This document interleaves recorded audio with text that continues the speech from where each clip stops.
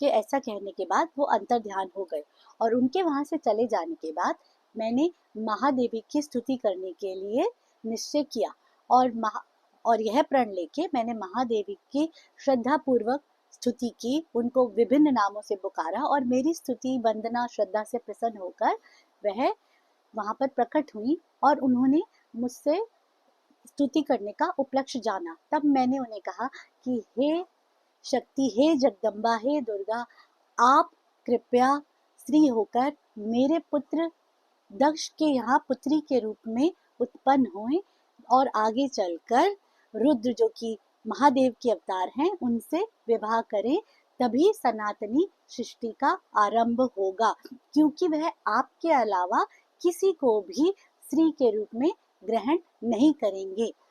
तब महादेवी ने कहा कि ब्रह्मा जी, आप ये कैसी बातें कर रहे हैं? आप रुद्र को मोह में डालने की इच्छा करते हैं। आप जानते हैं कि वह हर चीज से परे है।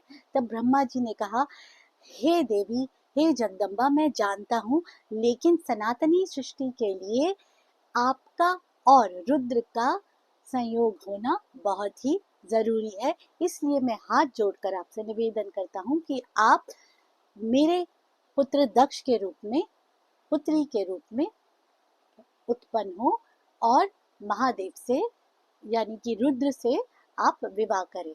तब महादेवी ने सोचकर विचार किया और उन्होंने शिव जी की आज्ञा से ब्रह्मा जी को यह वरदान दिया और यह वरदान देकर कि वह दक्ष के यहाँ पुत्री के रूप में उत्पन्न होंगी और सनातनी सृष्टि की उत्पत्ति होगी, कहकर वहां से अंतर्ध्यान हो गई।